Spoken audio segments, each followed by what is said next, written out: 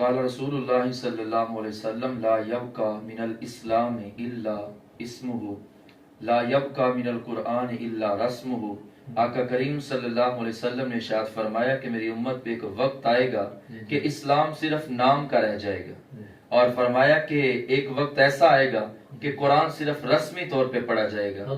مسجدیں زیب و زینت کے تو عنوان سے بہت خوبصورت ہوں گی لیکن ہدایت کے نور سے خالی ہوں گی، اور آج وہ وقت آ گیا اسلام صرف نام کا رہ گیا، اور ہم آج کہتے ہیں ہم سارے عاشق رسول ہیں لیکن ہمارے عمل قرآن کے بالکل برخلاف ہیں، اور ہم کہتے ہیں ہم عاشق رسول ہیں، اور عاشق رسول ایسے کہ ہمارے لیے داڑھی رکھنا بھی بڑا مشکل ہو چکا ہے۔ ہم عاشق رسول ہیں لیکن اسلام کے صحیح دامن کے اندر ہم عاشق رسول نہیں بن رہے، اور وہ وقت آ گیا کہ اسلام صرف نام کا رہ گیا، قرآن صرف رسمی طور پہ پڑھا جانے لگا۔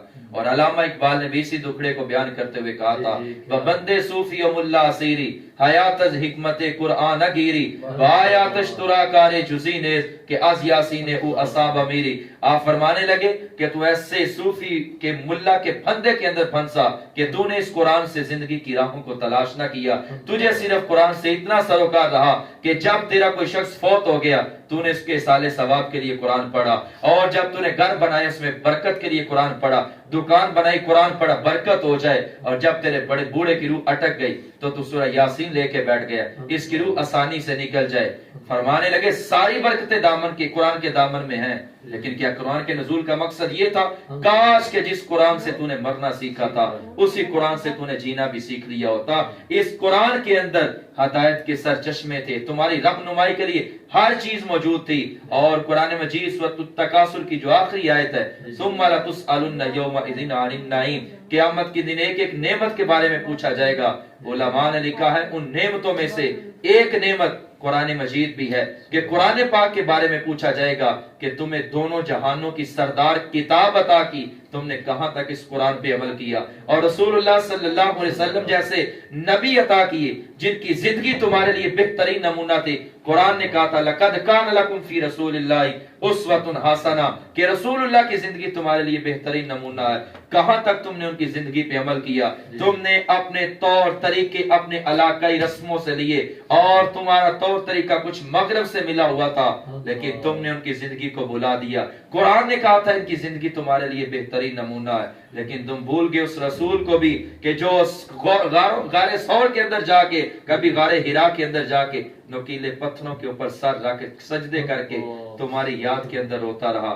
کہاں تک تم نے اس رسول کی قدر کی اور تم مغرب کے پیچھے دوڑتے رہے۔ علامہ اقبال پھر رو کے کہتا ہے کہ تیرے صوفے ہیں فرنگی تیرے کالی ہے رانی، خون کے آنسو رلاتی ہے جوانوں کی تن آسانی، ہر کوئی مستے میں ذوق تن آسانی ہے، تم مسلمان ہو یہ انداز مسلمانی ہے، حیدری فقر ہے نہ دولت عثمانی ہے، تم کو اسلاف سے کیا نسبت روحانی ہے، وہ معزز تھے زمانے میں مسلمان ہو کر، وہ معزز تھے زمانے میں مسلمان ہو کر، تم خار ہوئے ہو تار کے قرآن ہو کر۔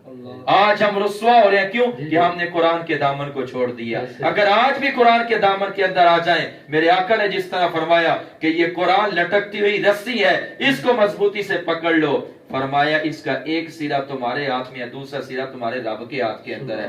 اور حضور صلی اللہ علیہ وسلم نے غدیر خم کی وادی کے اندر جب خطبہ دیا تھا حجۃ الوداع سے واپسی پہ 18 ذی الحج کو، میرے آقا نے فرمایا دو چیزیں تمہیں دے کے جا رہا ہوں، ایک قرآن اور دوسری اپنی اہل بیت۔ فرمایا ان دونوں کا اتنا مضبوطی کا رشتہ ہے کہ یہ کبھی بھی آپس کے اندر جدا نہیں ہوں گے۔ فرمایا دو تحفے ہیں، ایک تحفہ خدا کی طرف سے قبول کر لو وہ قرآن مجید ہے، اور دوسرا تحفہ میری اہل بیت میری طرف سے قبول کر لو۔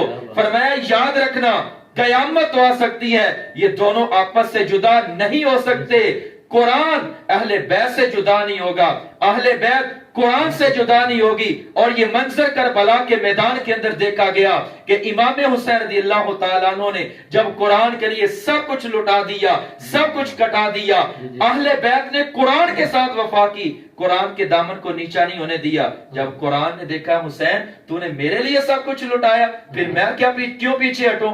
امام حسین کا پھر کٹا ہوا سر نیزے کی نوک کے اوپر تھا, لبوں کے قرآن کی تلاوت ہو رہی تھی. فرمایا یہ کبھی بھی جدا نہیں ہوں گے. میرے آقا نے فرمایا قیامت کا دن ہوگا, میں حوض کوثر کے اوپر کھڑا ہوں گا, قرآن اور اہل بیت دونوں اکٹھے ہو کے میری بارگاہ میں آئے.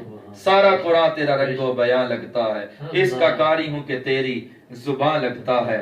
سارا قرآن تیرا رنگ و بیان لگتا ہے, اس کا قاری ہوں کہ تیری زبان لگتا ہے. جب بھی سوئے افلاک نظر اٹھتی ہے ناصر, یہ چاند مجھ کو تیری ایڑی کا نشان لگتا ہے. واہ